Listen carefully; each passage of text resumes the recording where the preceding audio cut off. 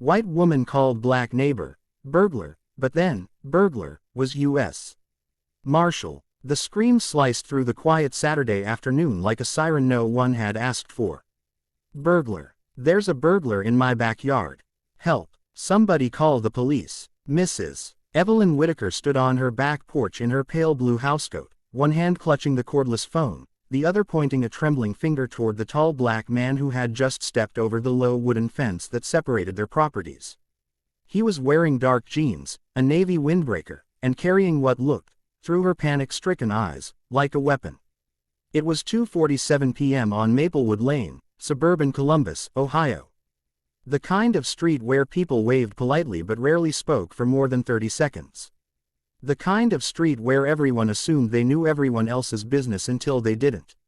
The man froze mid-step. He raised both hands slowly, palms out, the universal language for "I mean no harm." "Ma'am," he called, voice calm and measured, the way people speak when they've had to do this before. "I'm your neighbor. Marcus Tate. 3 houses down. I'm just returning your cat."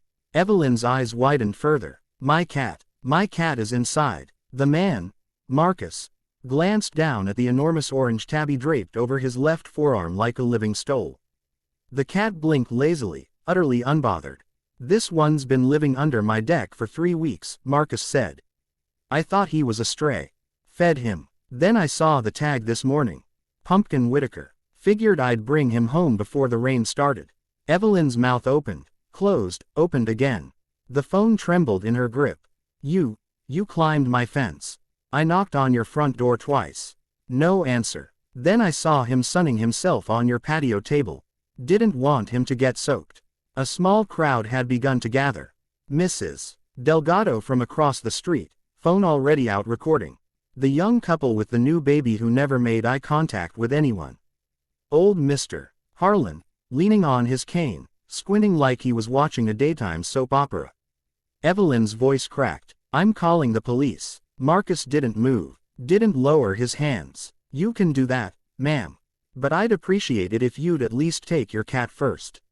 He's heavy." Pumpkin chose that exact moment to stretch, yawn, and leap gracefully from Marcus's arm onto the patio table, where he promptly began grooming himself as though nothing interesting had happened. For a heartbeat, the only sound was distant lawnmowers and the soft patter of the first raindrops. Then Evelyn lowered the phone. She stared at the cat, then at Marcus, then at the fence, then back at Marcus. I thought you were," her voice faltered. The word burglar hung in the air between them, unspoken but deafening. Marcus finally lowered his hands. "I know what you thought."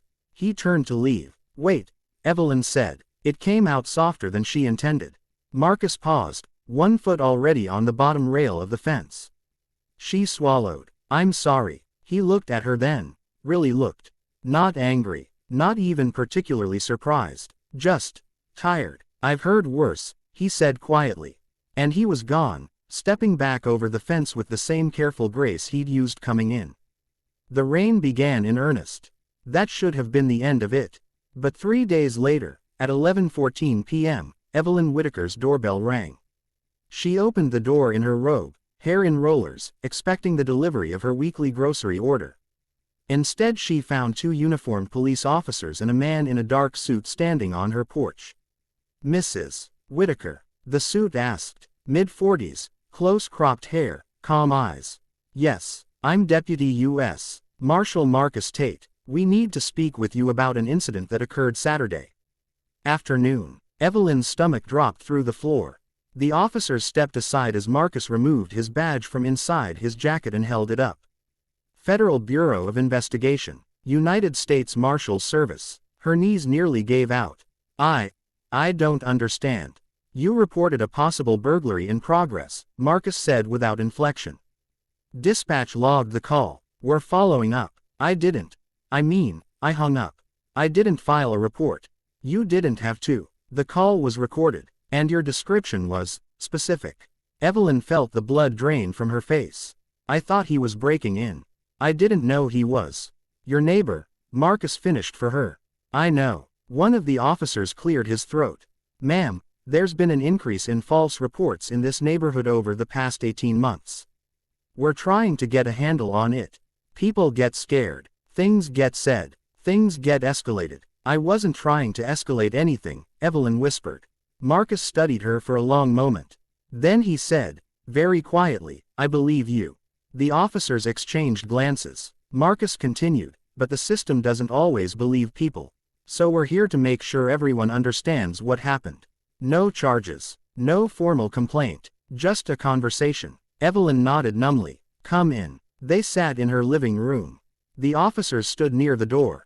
Marcus sat on the edge of her floral sofa, elbows on knees, badge now clipped to his belt where it caught the lamplight. I've lived here 4 years, he told her. Bought the house after my divorce. Wanted somewhere quiet, somewhere my daughter could visit without hearing sirens every night. Evelyn stared at her hands. I've lived here 32 years. I never saw you. I work nights a lot. Fugitive recovery. You don't see me because I'm not supposed to be seen. She looked up. You're a marshal. 15 years. And you still get called a burglar in your own neighborhood.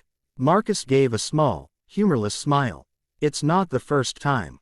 Won't be the last. Silence settled over the room like damp laundry. Then Evelyn spoke, voice barely above a whisper.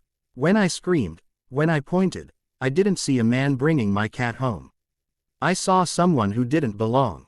Marcus nodded slowly. I know. I'm not that person, she said, and it sounded like she was trying to convince herself.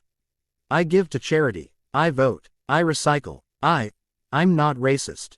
Marcus didn't respond immediately. When he did, his tone was gentle but firm. Mrs. Whitaker, I don't need you to tell me who you are. I need you to see who I am. He reached into his jacket pocket and pulled out a small photograph. A girl, maybe 12, gap-toothed smile, wearing a soccer jersey. My daughter, Amara, she's coming next weekend. First time in the new house. She wants to meet Pumpkin. Evelyn's throat closed. Marcus slipped the photo back into his pocket. I'm not asking for forgiveness. I'm asking you to remember her face. Because the next time you see someone who looks like me in your backyard, I want you to remember that he might be bringing your cat home. Or he might be bringing his daughter home. He stood. The officers shifted. That's all, Marcus said. Evelyn rose too, legs unsteady. At the door, she stopped him with a hand on his sleeve. Marshal Tate. He turned. Will you bring her over? To meet Pumpkin. I make a terrible lemon pound cake, but I could try. Marcus looked at her for a long time. Then he nodded once. I'll ask her. He stepped into the night. The door closed behind him.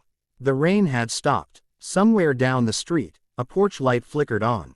And on Maplewood Lane, in the house with the blue shutters, Evelyn Whitaker sat alone in her living room, staring at the photograph she'd never seen before. And began, for the first time in 32 years, to listen to the quiet sounds of the neighborhood she thought she knew.